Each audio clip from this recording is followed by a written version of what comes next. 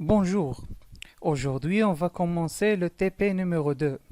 Donc l'objectif de ce TP est de vous montrer comment mapper une table unique avec un objet simple en utilisant GPA, GTA comme type de transaction et GBoss comme un serveur d'application. Et finalement MySQL comme SGBD. Donc, et comment utiliser les transactions? D'abord, comme prérequis, on a besoin d'Eclipse, aussi le GDK version 1.8 et le GRE version 1.8 et comme SGBD MySQL. Et aussi le serveur Whitefly version 8. J'ai déjà vous montré comment installer le Whitefly dans la dernière TP, dernier TP. Donc maintenant, on va commencer notre TP. On va créer un projet de banque. Donc, comment ajouter un compte, donc afficher la liste des comptes, verser, virement et plusieurs choses. Donc, pour démarrer, on a besoin de créer un projet de type EGP. Donc, comme nous avons déjà fait. Donc, on va créer un EGB Project. Donc, EGB Project. Donc, on va sélectionner EGB Project. Donc, Next. Donc, je vais donner un nom. Banque EGB. Donc, comme target time, runtime, je vais utiliser le Whitefly. Donc, EGB model, je vais utiliser le 3.1. Je vais faire finish. Donc, je vais faire finish. Elle va me générer le projet. Maintenant, pour ajouter le GPA, c'est-à-dire on va utiliser le GPA, donc on va cliquer sur le bouton droit, on va sélectionner Properties, on va chercher sur Facette, face, Projet Facette, donc voilà, donc je vais sélectionner GPA, donc je vais cliquer sur Apply and Close, il va ajouter le GPA à mon projet, c'est-à-dire il va ajouter aussi le fichier de configuration. Donc voilà, donc il va ajouter le GPA. Comme vous voyez ici, dans EGP module, dans meta-inf, il a bien ajouté le fichier persistence.xml. Donc maintenant, qu'est-ce qu'on va faire? On va créer notre entité. Notre entité, on va l'appeler compte. Donc compte. D'abord, je vais créer un package. Je vais le nommer par exemple, comme on a, donc métier.entities. Donc, cliquez sur Finish. Donc maintenant, pour créer un entité GPA, donc il suffit de cliquer sur GPA entité. Donc je vais choisir GPA entity. Donc je vais cliquer sur GPA entité. Donc je vais donner un nom. Je vais lui donner un nom. Par exemple, dans notre cas, c'est compte. Donc, inheritance de entity, c'est-à-dire je vais ajouter la notation entity. Après, je vais faire next. Donc maintenant, je vais ajouter les attributs, c'est-à-dire les entity fields, les fields, les attributs. Donc je vais faire ajouter. Maintenant, on a le type c'est long et on a le code, c'est-à-dire le code client. Et je vais faire OK. Et je vais cocher le case, c'est-à-dire c'est un primary key. Après, je vais ajouter le solde. Le solde c'est un double, donc je vais ajouter le solde double. Donc voici solde. Et finalement, je vais ajouter la date de création. Donc add. Il ne va pas me trouver la date, comme vous voyez. Donc je dois faire browse et dois chercher date. Donc date, je vais choisir date Java utile. Et voilà, je vais le nommer date création. Donc date création. Et je vais faire OK. Et maintenant, je vais cliquer sur Finish. Et il va me générer notre entité. Donc, comme vous voyez, il va me générer l'entité. Donc on va attendre un peu. Et voilà, comme nous avons déjà fait dans le cours. Donc un entity bin, il faut ajouter la notation entité. Maintenant, il n'a pas ajouté la notation table parce que je vais utiliser le même nom que la base de données. Donc pour nous, voici la classe compte et voici les attributs. Donc il a ajouté le code, le SOD, le date de création. Et aussi, il a ajouté, comme vous voyez, il a implémenté l'interface sérialisable. Oui, c'est obligatoire. Et il a ajouté l'ID de sérialisation. Maintenant, il a créé un compte, comme vous voyez, un constructeur sur les arguments, et il a créé les setters et les getters. Maintenant, pour nous, l'ID, on va ajouter une autre annotation. C'est pour dire, c'est le generated value, c'est-à-dire comment il va générer l'ID. Donc, arrobase generated.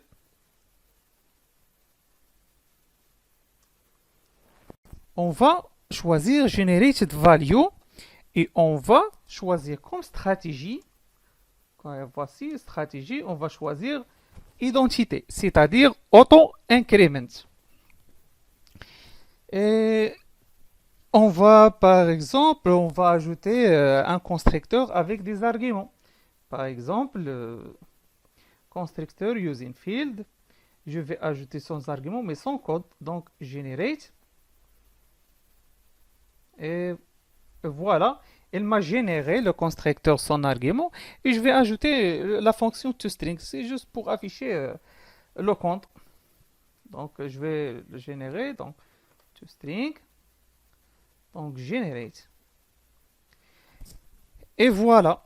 Voilà mon première entité. Donc, j'ai créé l'entité. Donc, compte qui a les trois attributs, c'est-à-dire code, solde, date de création. Et voici le code. Maintenant, je vais voir s'il a bien ajouté la classe, classe compte, la classe compte au fichier de persistance. Donc, je vais créer sur persistence.xml. Et comme vous voyez, il a déjà managed class. Il a déjà ajouté la classe compte au fichier de persistance. Et voilà le code source. Comme vous voyez, voilà déjà, il a ajouté la classe. Donc, il va mapper la classe compte. Donc, ici, on va ajouter quelque chose d'autre. Donc, pour nous, on va utiliser la transaction type default, c'est GTA. Donc, on va utiliser le GTA et on va sauvegarder. GTA, c'est-à-dire quoi? GTA, c'est transaction Java GTA, c'est Java Transaction, est une API présente dans la spécification Java J2E. GTA fournit des interfaces Java standard entre un gestionnaire de transactions et les différentes parties impliquées dans un système de transactions distribué. C'est-à-dire, on va utiliser une base de données, c'est comme remote. Donc, pour notre cas, on utilise le GTA. Et on a le GTA Data Source, c'est-à-dire le Data Source. Pour nous, on va créer le Data Source après le Data Source, c'est-à-dire on va aller sur le serveur de Whitefly, on va créer un Data Source. Maintenant, on a choisi le GTA. Après, on va aller sur le schéma de génération. Et on va cliquer sur Drop and Create. C'est-à-dire quoi? Schéma de génération, Drop and Create. C'est-à-dire, à chaque fois qu'on démarre le serveur Wildfly, il va supprimer, oh, voici, il a ajouté il va supprimer la base de données et il va le créer à chaque fois. Vous voyez? Donc, quand vous voyez, il a ajouté la transaction type CGTA, il a ajouté la database, donc et aussi, il a ajouté la classe. Donc maintenant, qu'est-ce qu'on va faire? D'abord, j'ai oublié de vous dire que il faut que c'est comme premier TP, il faut changer la version de GDK. Ici, il m'a donner le Java SE 1.8. Donc, j'ai pas besoin de cette version. J'ai besoin de GDK 1.8. Donc, il faut changer le GDK, changer le projet par le GDK 1.8. Donc, finish. OK, donc apply changes. Maintenant, qu'est-ce qu'on va faire? Maintenant, euh, on va, euh, on va créer notre data source, c'est-à-dire la base de données. C'est-à-dire, d'abord, il faut créer la base de données et il faut créer la data source. D'abord, pour créer la base de données, on va aller à phpMyAdmin et on va essayer de créer une base de données. Donc, par exemple, on va le nommer DSBank.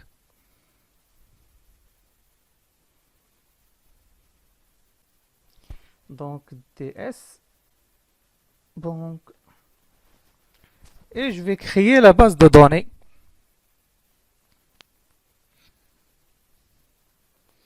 Et elle va me créer la base de données DSBank, comme vous voyez ici.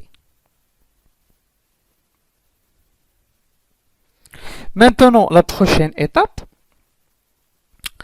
c'est de créer le data source. Donc, pour créer le data source, on va aller à servers, c'est-à-dire les serveurs. On va choisir le Wildfly, donc le Wildfly, et on va le démarrer. On va le démarrer, donc je vais le démarrer maintenant.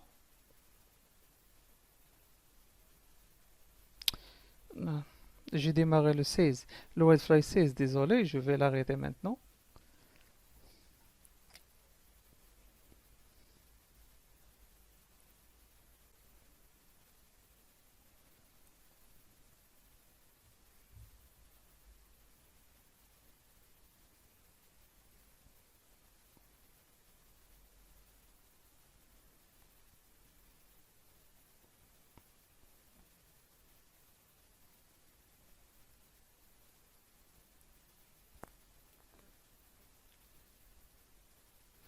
Maintenant, je vais démarrer la version 8 de Wildfly.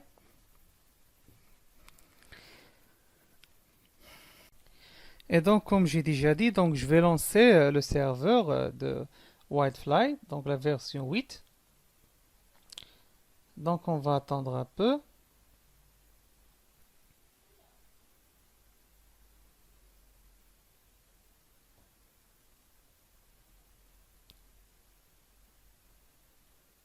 Maintenant, le serveur est lancé. Donc, je vais accéder au site de configuration de Wildfly.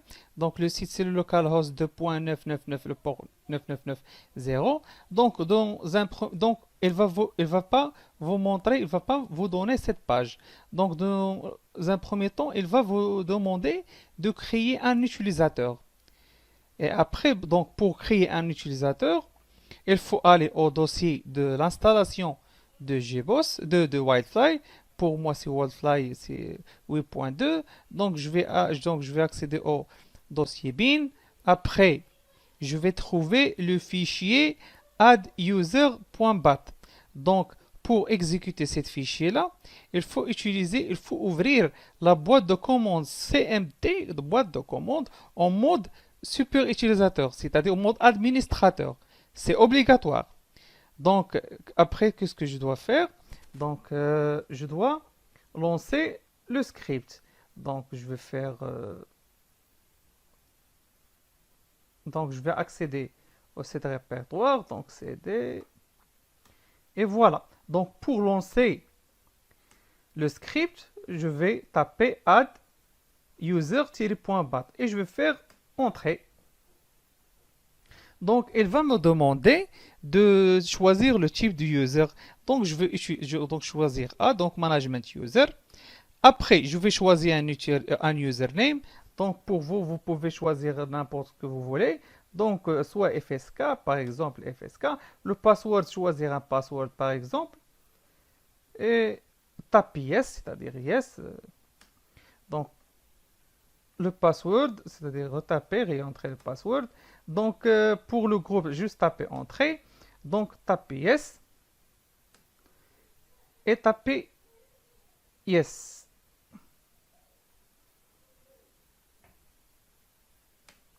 Et tapez sur continuer. Et maintenant, vous avez créé votre utilisateur et vous pouvez l'utiliser pour accéder à la page de configuration de Wildfly. Maintenant, pour créer un data source, pour moi, il faut d'abord ajouter le driver MySQL dans le serveur Wildfly. Donc, pour faire ça, on va aller, on va d'abord arrêter le serveur et on va aller sur la partie du serveur. On va cliquer sur Wildfly, sur cet bouton. On va aller sur le file set de configuration de file et on va trouver un fichier qui s'appelle standalone XML. Comme vous voyez ici, donc je vais faire entrer pour l'ouvrir.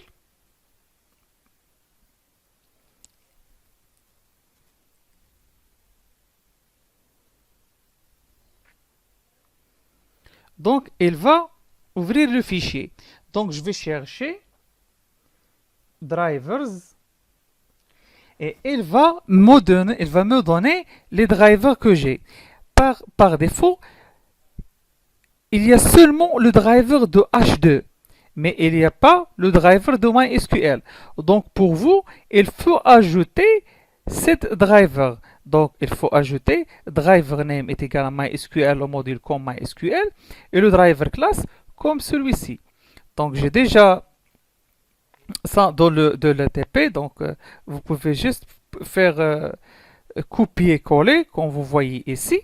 Juste faire copier-coller et ça va marcher. Donc, donc on va faire ça. Donc, mais on n'a pas le driver dans le PC, c'est-à-dire le driver de MySQL dans le PC. Donc pour faire ça, il faut télécharger la dernière version de MySQL Connector et aller sur module, donc sur le dossier de l'installation de Wildfly, aller sur module, aller sur système, aller sur layers, aller sur base et aller sur le package.com. Comme vous voyez, j'ai déjà le MySQL ici. Donc vous allez créer un dossier qui s'appelle MySQL. Il faut créer aussi un dossier qui s'appelle main. Donc dans ce dossier-là, vous allez coller votre MySQL Connector Java. Donc pour moi, j'ai la version 8.0.17. Et vous allez créer un fichier qui s'appelle module.xml. Donc pour ce fichier-là, voici le contenu. Donc vous allez faire copier-coller. Donc j'ai déjà fait copier-coller dans le TP. Voici, vous allez faire copier-coller de ce fichier-là dans votre fichier. Donc c'est un fichier de configuration. Après ça, vous allez redémarrer votre serveur. C'est-à-dire vous allez démarrer votre serveur et vous allez cliquer sur Start. Donc il va démarrer le serveur. On va attendre un peu. Maintenant, qu'est-ce qu'on a fait maintenant? On a ajouté le driver MySQL au serveur Wildfly parce qu'on n'a pas le driver par défaut. Donc on a le jar, il faut le télécharger et l'installer. Et il faut créer le dossier de MySQL dans le dossier de Wildfly. Comme j'ai déjà dit, et il faut ajouter les deux lignes-là dans le fichier de standalone. Et maintenant, qu'est-ce qu'on va faire?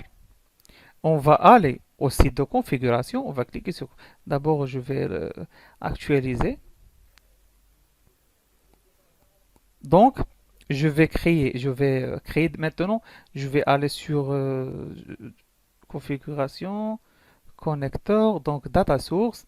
Je vais créer une data source. Donc, voici, je vais faire add. Donc, c'est quoi le nom? Je vais donner le nom DS. Donc, pour le GNDI name, donc c'est Java /ds bank. Et je vais faire next. Donc je vais choisir maintenant, j'ai les deux drivers. J'ai le MySQL et j'ai le H2 MySQL que j'ai créé maintenant. Donc je vais faire next. Donc le connexion de URL c'est gdbc.mysql/localhost 2.33 le port 33.07. Donc pour notre base de données, nous avons déjà créé une base de données qui s'appelle banque DS Bank.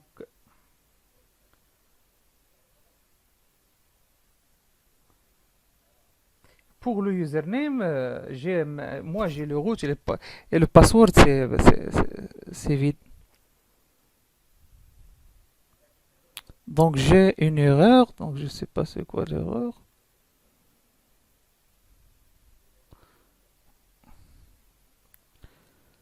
DS Bank, donc localhost, GDBC, donc je pense que j'ai un problème au niveau d'URL.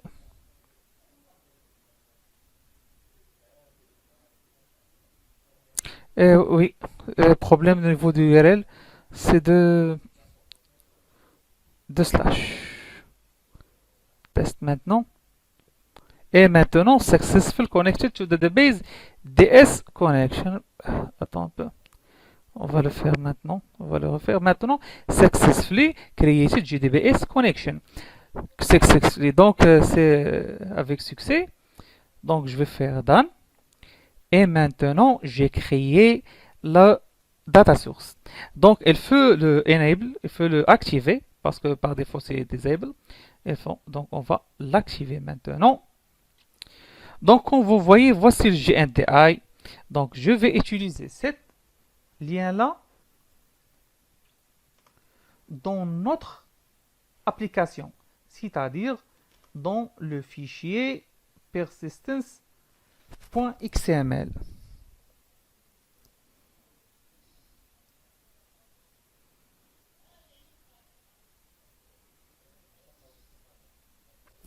D'abord, je vais arrêter le serveur. Donc, pour insérer cette ligne-là, donc, je vais aller aux connexions et je vais le mettre ici, coller. Et je vais faire CTRL S pour sauvegarder. Et maintenant, j'ai créé la data source et on va voir le source par exemple. Et comme vous voyez ici, il a bien ajouté le GTA data source chez Java DS Bank. Maintenant, on va tester notre EGB, c'est-à-dire on va voir ce qui va bien créer la table compte ou non. Donc pour tester ça, on va aller sur Wildfly, on va ajouter notre projet. Donc déjà, donc je vais faire Add and Remove. Donc je vais ajouter notre projet Add. Donc, je vais faire Finish et je vais lancer le serveur. Maintenant, comme vous voyez ici, donc pour DS Bank est vide, la base de données est vide. J'ai pas d'étable dans la base de données. Mais quand je vais lancer le serveur, elle doit créer notre table compte. Donc je vais le lancer et je vais voir qu'est-ce qu'elle va faire.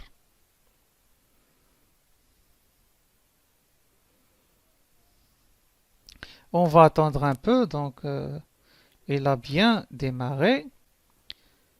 Donc il n'y a pas des erreurs, donc il n'y a pas des erreurs. Donc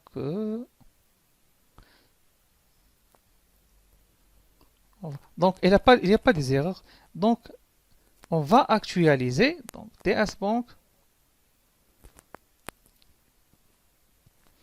Et comme vous voyez ici, il a bien créé notre table dans la base de données. Donc voici la table compte. On va l'accéder. Et voici la structure. Donc, structure. Et donc, comme vous voyez ici, j'ai le code, c'est la primary key, c'est auto-increment car nous avons utilisé identité.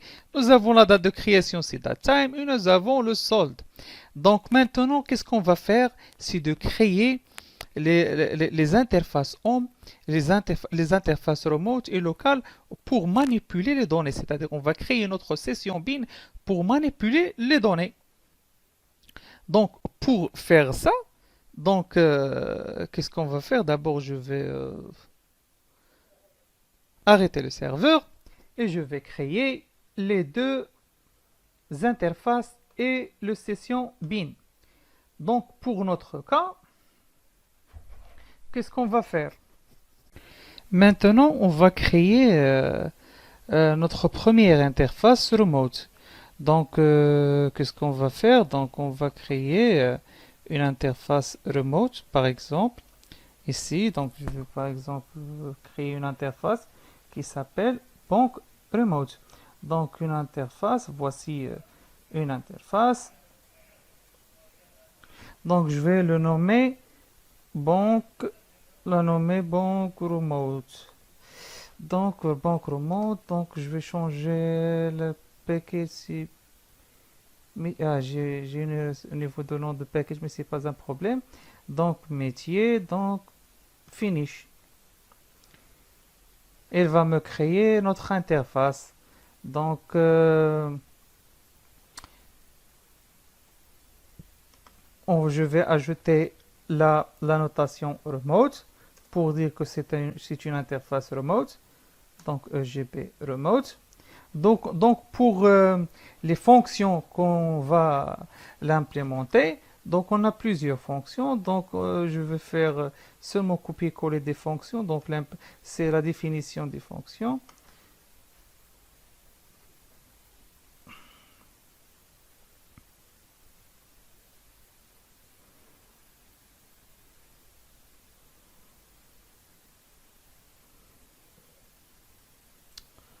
Je ne sais pas c'est quoi le problème.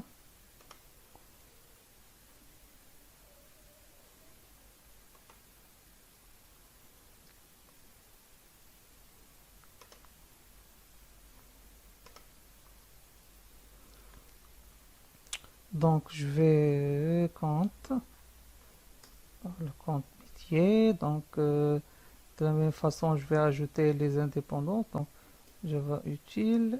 Et donc, pour la date, je vais choisir la date de utile, Java utile. Et maintenant, les fonctions que je dois implémenter, c'est on va implémenter la fonction add-compte, c'est-à-dire on va ajouter un compte. Et on va la fonction getCount qui va me retourner un compte. On va la fonction listCount qui va retourner la liste des comptes. Et on va verser, c'est-à-dire on va verser vers un compte et retirer. Et on a le virement. Donc de la même façon, on va créer l'interface locale. Donc de la même façon, donc je vais faire new interface, donc banque locale. Je vais cliquer sur Finish. Donc, de la même façon, je vais ajouter local de EGB et je vais faire copier-coller. Donc, les deux possèdent les mêmes fonctions. Donc, copier-coller. Maintenant, il nous reste seulement la création de session bin. Donc, on va cliquer sur bouton sur la package, on va cliquer sur New et on va choisir session bin. Donc, on va l'appeler banque bin. Donc, next. Donc, finish. Donc, il va me créer le session bin. Donc, on va utiliser stateless. Donc, ce qu'on va faire maintenant, c'est de implement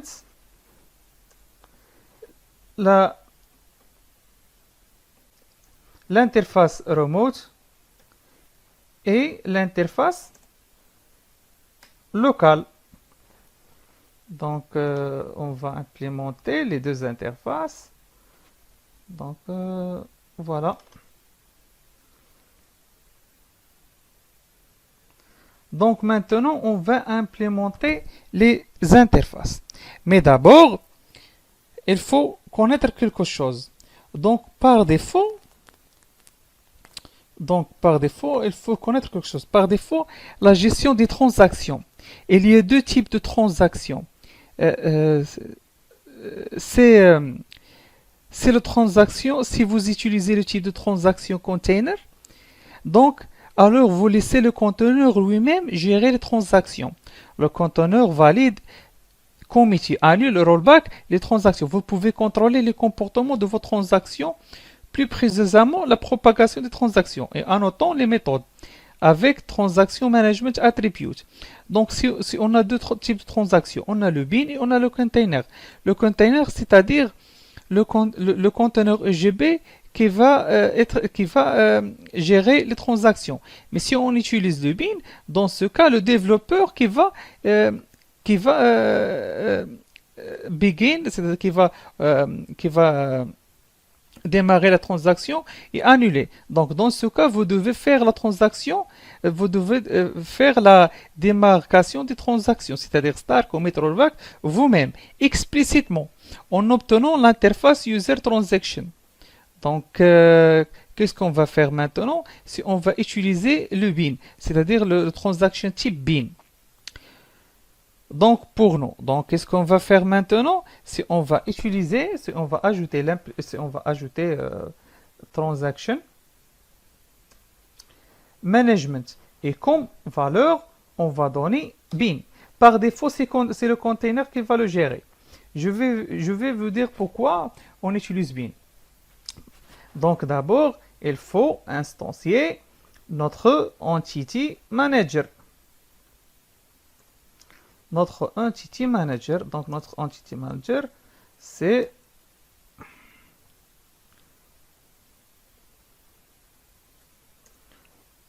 persistence context. Donc, pour instancier notre entity manager, on doit ajouter cette annotation.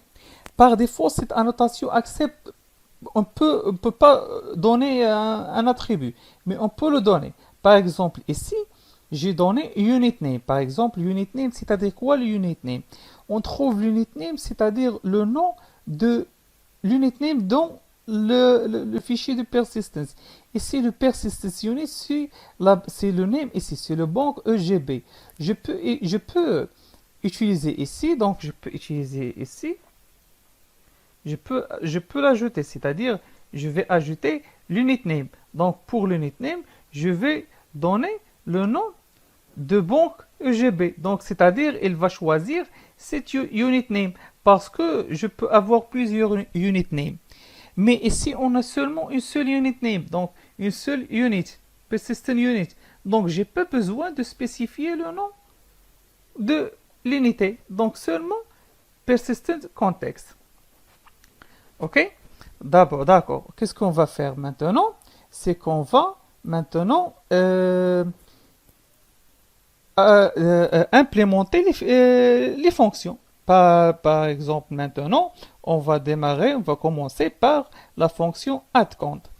Donc, pour ajouter un compte, qu'est-ce qu'on doit faire? Donc, on va déclarer un compte. Donc, compte est égal à new compte. Donc, on va donner le solde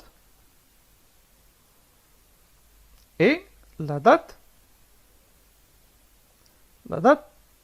création. Et voilà. Donc, pour persister, pour sauvegarder le fichier dans la base de données, on va utiliser EM, c'est-à-dire l'entité manager, l'objet d'entité manager, persiste. On va donner compte. Et voilà.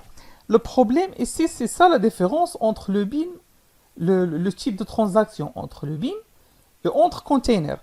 Si j'utilise container, ça c'est suffisant.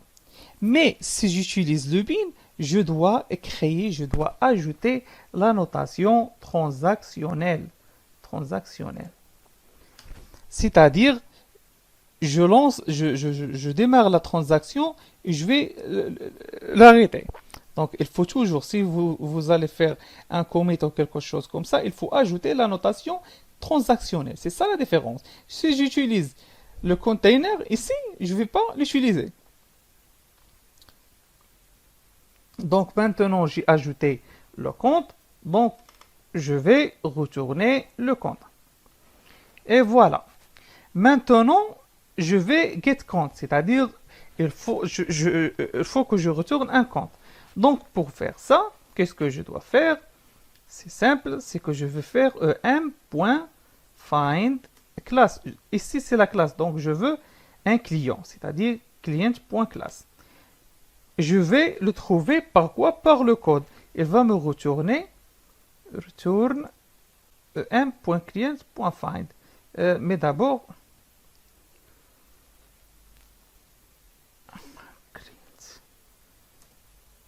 euh, j'ai pas de client, c'est le compte, c'est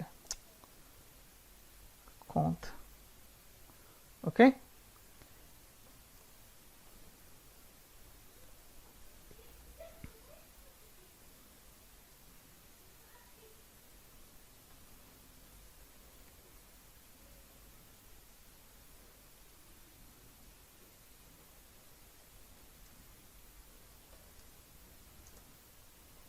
Donc je vais faire un petit test. Donc c'est if compte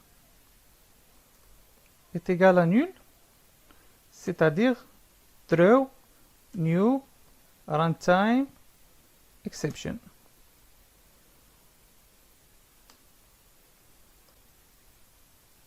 Sinon, on va retourner le compte. Donc la prochaine... c'est quoi la prochaine c'est quand on va retourner la liste des clients, la liste des comptes. Donc pour faire ça, on va utiliser les queries.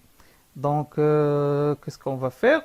On va déclarer une query, c'est-à-dire Q, query, donc d'abord query de Java Persistence. Donc query Q est égal à em.create query. Dès que ce qu'on va faire maintenant, comme on a déjà fait dans le cours, on va créer un query. Donc on va faire select C from client C. C'est-à-dire sélectionner tous les clients from client C. Ici, client, c'est pas la base de, c'est pas la table de la base de données, c'est la classe client. Donc on va faire coller. Donc je vais retourner q.getResultList.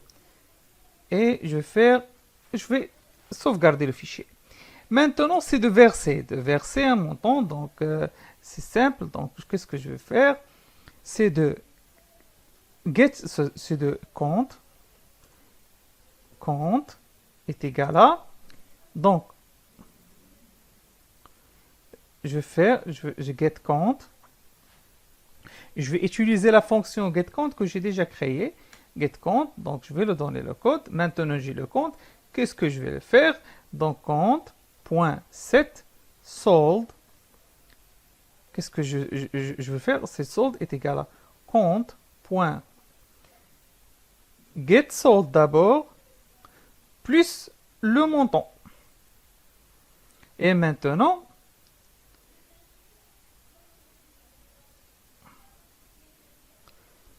cette sold, c'est pas cette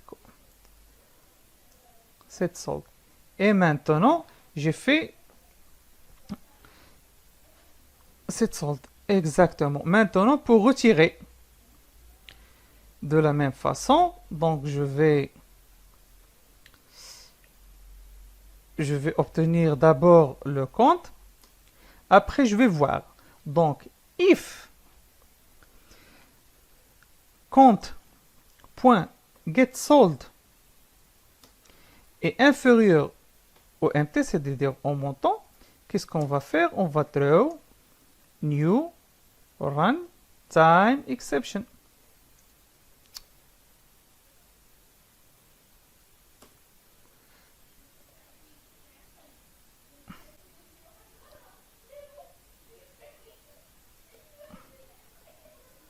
et je vais faire impossible, c'est-à-dire sont insuffisants.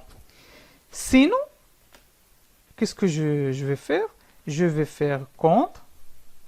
D'abord, quand quand je verse quelque chose, il faut ajouter em.persist, c'est-à-dire je vais persister le compte de la base de données. Et quand je persiste, donc il faut ajouter transactionnel. Oui, c'est nécessaire. J'ai oublié, je l'ai oublié. Donc compte.setSold. Donc je vais faire compte.getSold moins empty. Après, je vais persiste le compte, et je vais ajouter transactionnel. Et maintenant, la dernière fonction, c'est la fonction de Vermont. Comment je vais le faire? Donc c'est simple, donc je vais utiliser la fonction retirer, c'est-à-dire retirer. Je vais retirer de code 1.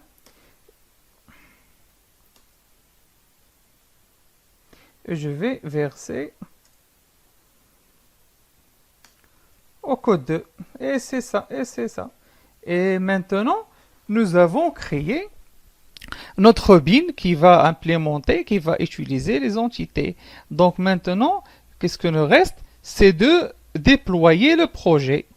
Donc pour déployer le projet, donc je vais relancer le serveur et on va voir si on a des erreurs ou non. Donc d'abord, je vais vérifier quelque chose. Donc bin transactionnel. Donc getCount, on n'a pas le transactionnel. Donc transactionnel peut verser. Donc pour verser, cette sorte est égale à plus mt. Donc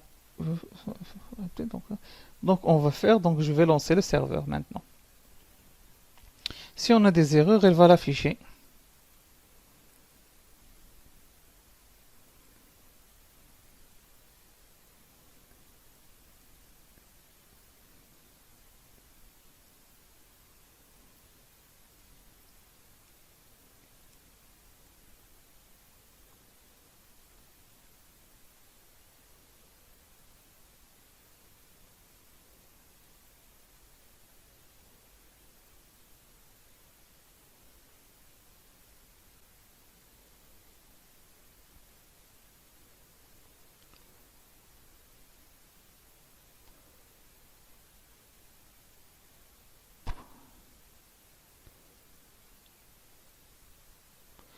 Donc, il a bien créé la base de données. Maintenant, il a bien déployé notre GB, comme vous voyez ici.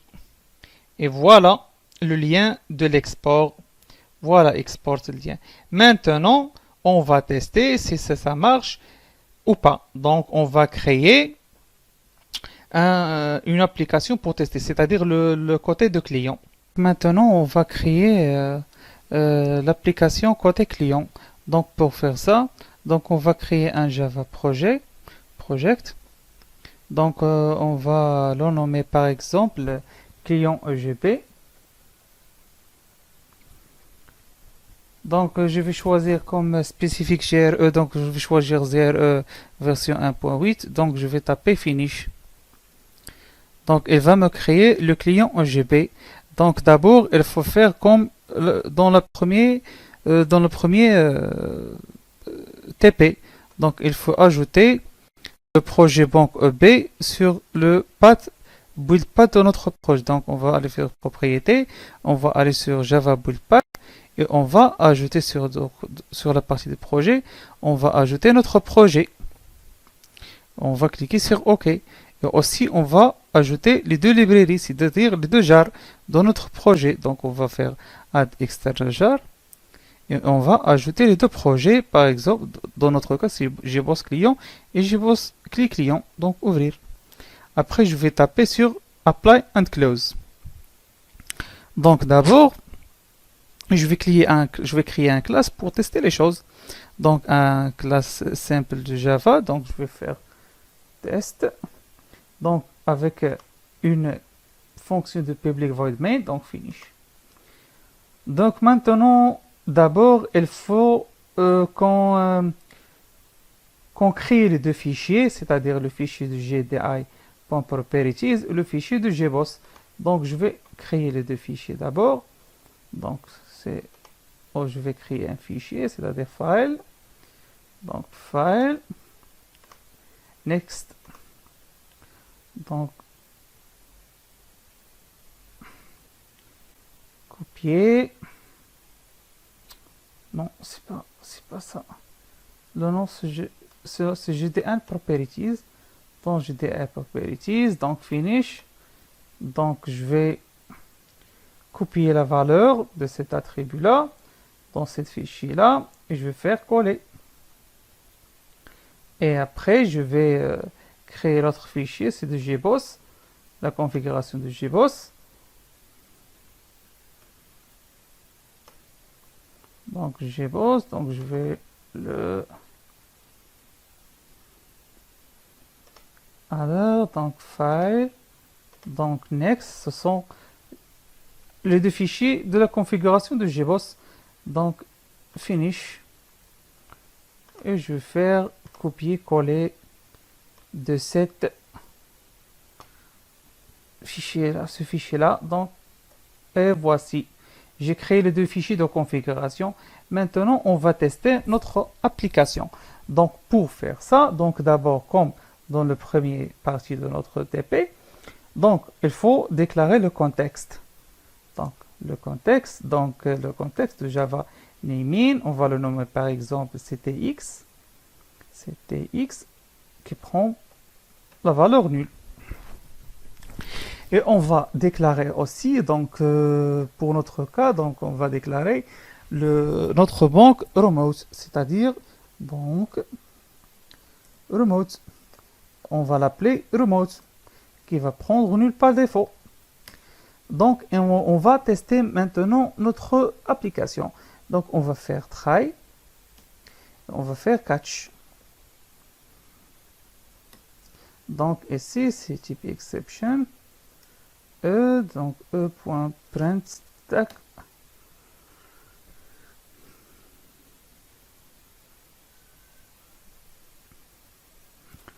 Et maintenant on va initialiser notre contexte. Donc ctx est égal à new initialize context. Et après je vais faire le lookup, c'est-à-dire remote est égal à ctx.lookup et je vais donner le lien après quand je vais exécuter le serveur. Donc lookup, donc je dois faire le mapping, c'est-à-dire le casting, donc banque remote. Et voilà. Et maintenant je vais tester notre session beans. Donc je vais tester notre application côté serveur.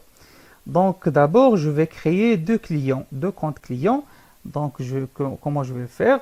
Donc remote point add compte. Donc par exemple le compte numéro 1 c'est 30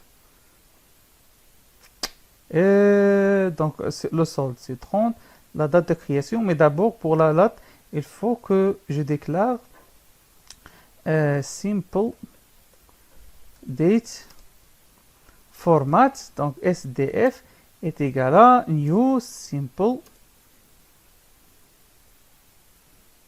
date format.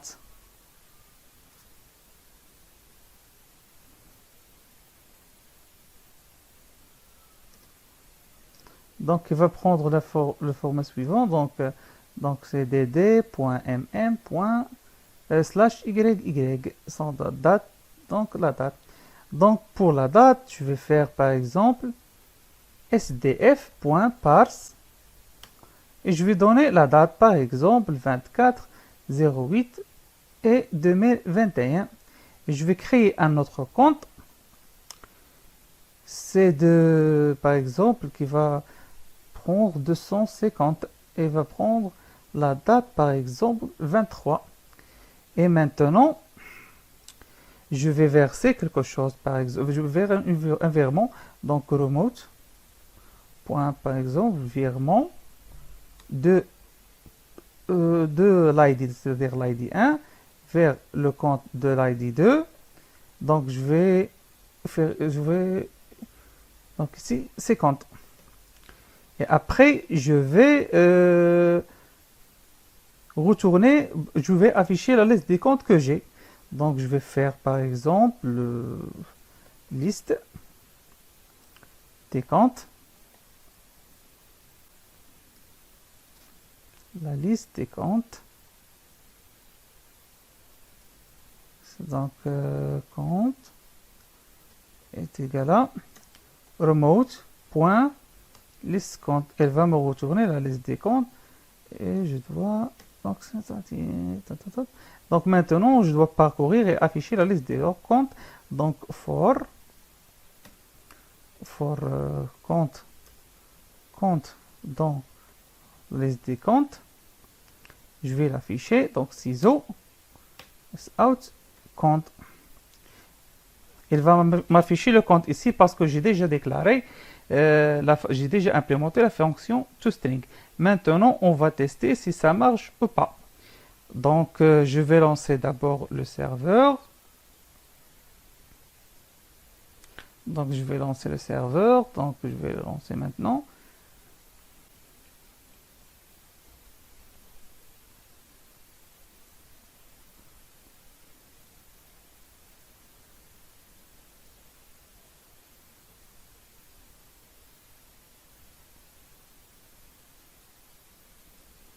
On va attendre un peu.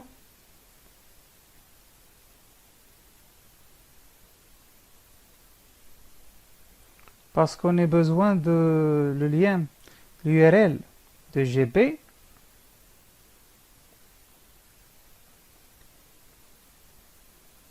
Maintenant, il a créé notre base de données, il a supprimé et créé notre base de données. Parce que nous avons déjà choisi l'attribut drop and create. Et maintenant, il va démarrer notre GB. Donc, on va attendre un peu.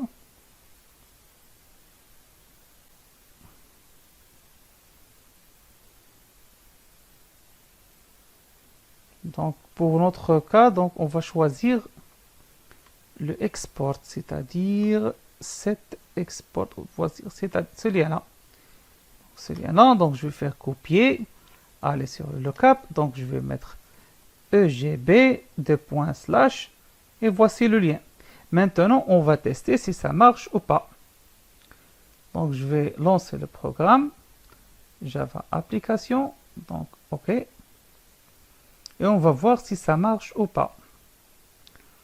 Donc, voici,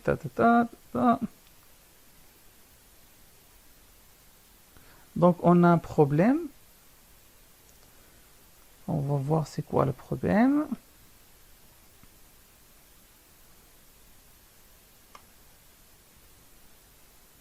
Donc, le problème, c'était d'abord on n'a pas ajouté la notation transactionnelle dans le virement. Et aussi, on a un autre problème, c'est dans la liste des comptes. J'ai écrit ici client, mais on a compte. On a la classe compte, on n'a pas de client. Maintenant, qu'est-ce que je vais faire? C'est soit de lancer le projet, soit cliquer sur EGB, notre projet, et cliquer sur Full Published. Et il va relancer, il va déployer notre projet. Donc maintenant, il a déployé notre projet. Donc on va tester maintenant.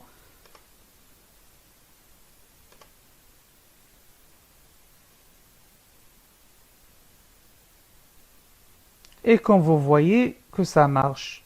Donc j'ai le compte, j'ai le code, voici le code. Il a bien inséré les deux lignes dans la base de données et il a fait le virement. Donc comme vous voyez, il a fait le virement et il a bien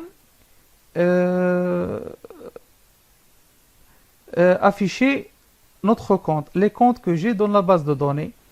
Donc, il a pris ces comptes, par exemple, d'IRM de compte 1, et il a ajouté au compte 2. Comme vous voyez, donc le compte 1, il a 300, mais ici, il a 250. Et ici, il a 250. Et là, maintenant, 300. Il a bien ajouté, il a bien fait le virement et la date de création, comme vous voyez ici. Donc, 21, 8, 24 et 21, 8, 23. Donc, ça marche pour notre application.